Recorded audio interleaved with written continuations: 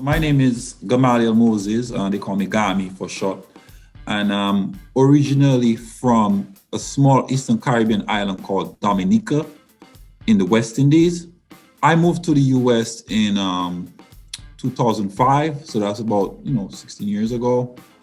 And when I moved here, shortly after that, I got involved with Public Allies and got placed at Solar Youth. And then that was my intro to environmental education and youth development work. So became an educator there for a couple of years, and then eventually I transitioned into being the program coordinator and the camp director over there. And I was at Solar Youth for about 12 years. So, and during that time, found a few niches, of like being a musician and drumming. And so what I did was I developed a lot of curriculum around songs using rhythm and chants to teach about the environment and to teach science. And I found a nice niche of being a teacher using rhythm and movement and songs.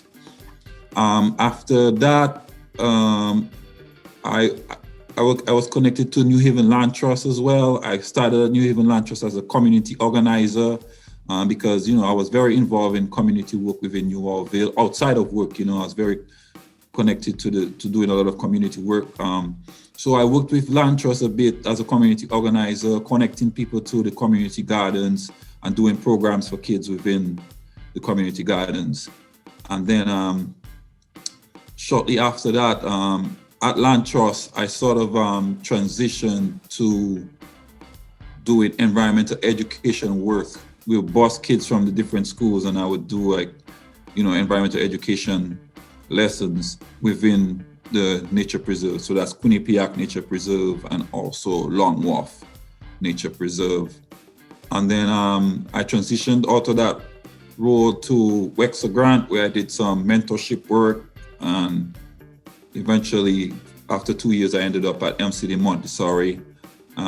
Here I started doing the after-school program at Elm City Montessori, and then transitioned to working during the day, doing in-school programming. And then what happened was the pandemic sort of led to a niche created where I was able to focus more on doing outdoor programming.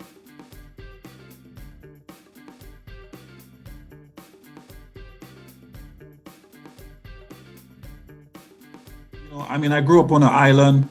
So, I grew up, imagine before I went to school, I was on the beach swimming. I would then, take a shower, then go to school, then do homework, then back on the beach again. I would climb mountains with my father, go up in the mountains in the hills, to find logs for drums. Sometimes I wouldn't even go home for lunch. I'll just go up in the woods to pick mangoes. So all in that to say, I grew up being outside and spending time outside. And, I'm glad and happy to bring that joy to young people and to spread that to them, so because I think, having that experience and knowing how valuable it was to me, that sort of motivated who I am, and I would like to bring that to them. We know that the challenges that we have to deal with, a lot of young people not spending as much time outside, this is because you have all the technology, all the video games and so on. And also, there's also safety concerns, around, violence and safety. So, I felt like it's a privilege to be able to facilitate taking kids outside.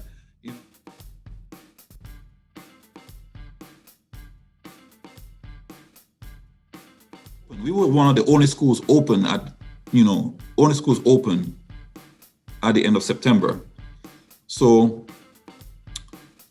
before Thanksgiving break, we decided to close, because we know what was coming ahead and numbers were going up. So then we closed. And then, from one week to another, we basically designed this program, this new program that would allow kids to come back to school for 3 hours for each session doing outdoor education. So what I did was I took the environmental education piece, and then I also combined it with free play and being outside and spending a lot of time in the woods, and also, hiking, playing outside, and movement, and spending time within West Rock Park.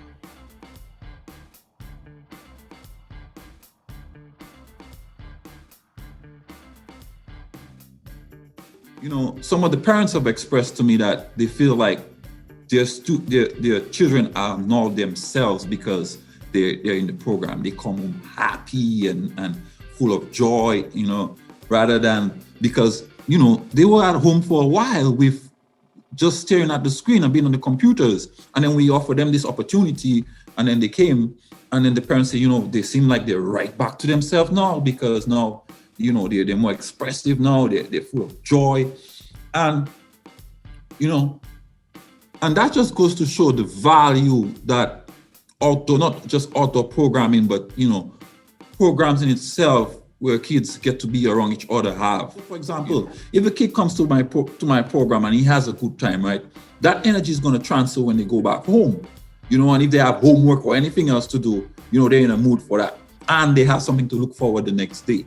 So whether it's if you're doing after school programs or in school programs, the experience that it gives the kids gives them something to look forward to, something to be joyous about, and that in itself affects their whole mood,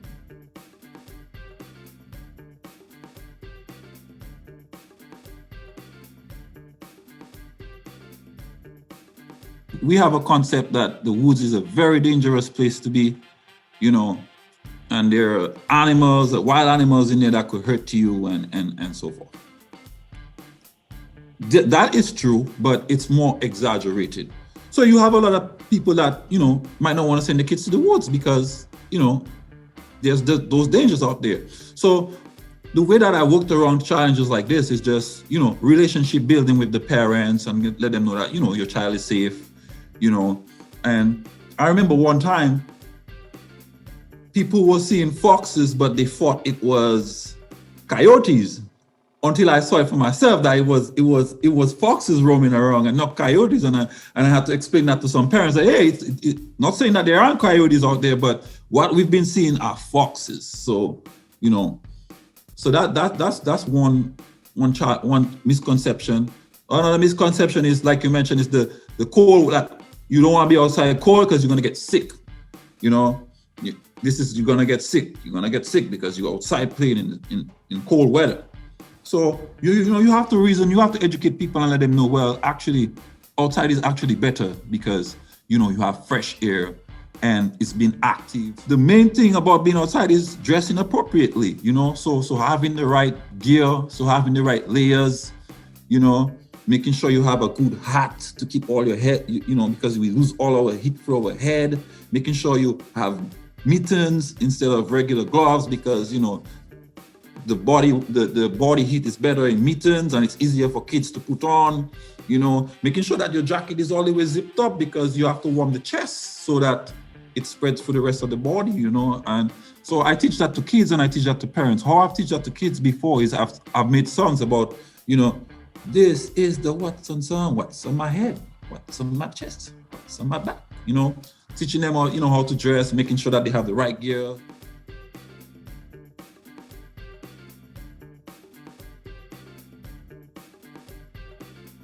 My father was a cultural activist, he was a drummer. So, I grew up around drumming, I used to climb mountains with him to get logs to build drums and stuff. But, and what I find is that, musical intelligence is so huge, and it's so big, it's like even from the time we were born, because when they teach us our ABCs, they don't say it to us, we sing it, they say put everything in a song and you will learn it, So musical intelligence was always big, but then you put it in a rhythm and you add movements to it, and that's just huge, I have songs to do with like very little topics, songs with big topics, you know. So we're talking about stuff like, you know, biomagnification. I have songs around that, you know, and it's a powerful tool, you know, because it hooks the kids in, you know, so they get that, they hear it, you know, and they get to move about, you know. So they're doing the actions and so forth.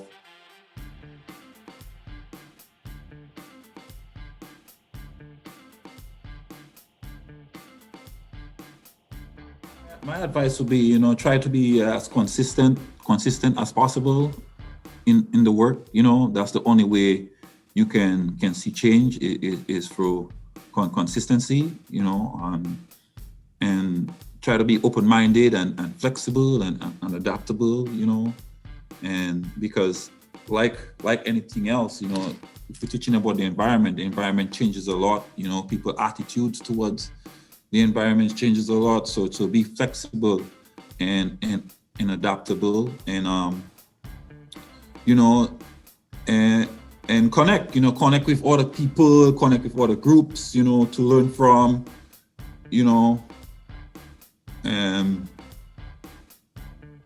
Yeah, I personally, I had, you know, coming from a tropical island, I had to learn the flora and fauna from here because I didn't know it, you know. So you know, connecting, just knowing what's around you and using your available resources, you know. In terms of relationships among organizations, you know, we have to strive for like symbiosis, you know, where everybody benefits from it, you know.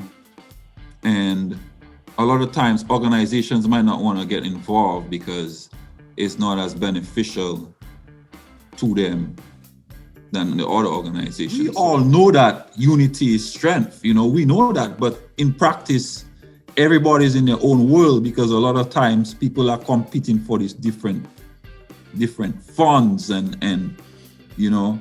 But there's been some beautiful examples of collaborations, you know, in New Haven around that. You have Rock to Rock. There's a few examples, but I think the part of the challenge is that there's, rather than see people as competition, you know, that we see each other as allies, you know, and working together.